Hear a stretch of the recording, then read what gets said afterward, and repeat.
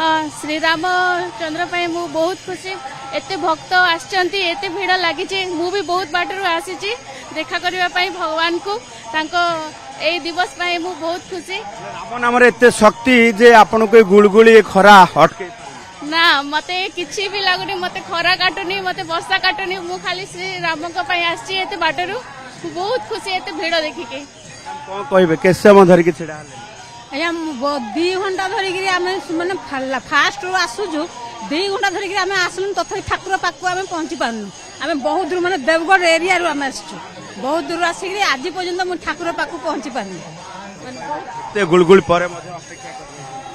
बहुत दूर भी आम पूरा अपेक्षा कर श्रीया छक पाखु पूरा आम अपेक्षा कर आज पूरा बहुत एक्साइटमेंट अच्छी कि श्रीराम दर्शन पाइबू श्रीराम नवमी रे तो ये किसी नुहे एमती तो खरा सब बेले होउची किंतु ये दर्शन आउ केबे मिलिबो न तो आम आसछु आज दर्शन करबा आसछु। जय श्री राम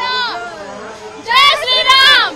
जय श्री राम। राम नाम रे शक्ति देखुथिबे ये राम नाम रो भक्ति भी देखुथिबे ए शक्ति आ भक्ति उभय मिलित भावे अटकई पारिनी ये खरारे मध्य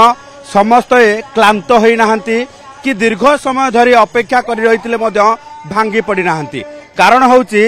जे राम भक्ति रे एते शक्ति अछि जे महाप्रभु रामचंद्रंकर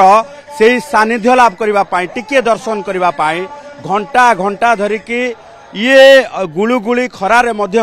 समस्ते अपेक्षा कर रही तेबे राम मंदिर परिसर रे वर्तमान आम जदिका भुवनेश्वर राम मंदिर परिसर रे ये वर्तमान चली पूजार्चना चली बेले किछि समय सामयिक समय पाई वर्तमान जो रही साधारण दर्शन बंद रही एवं साधारण दर्शन बंद रही बेले ये पूजार्चना परे पुणी थरे पहुड़ खोलिब एवं पुणी थरे से साधारण दर्शन पाई समस्त को भीतर को छड़ा जिवो तेबे यारी भितरे जदि आमे देखिबा जे जेतिकी दिन बढ़ी बढ़ी चली समय बढ़ी बढ़ी चली से अनुसार वर्तमान भक्तों भितरे उत्कंठा सहित भक्तों समागम एवं भक्तों भितरे से जो रही उद्वेग सहित भक्तों संख्या बढ़िबार लगी देखुथिबे लंबा लाइन एभली भावे जदि देखिबा जे राजपथ जो ये रास्तारू आरंभ करिके मंदिर पर्यंत समस्ते एभली भावे छिड़ा होइछन्ति एवं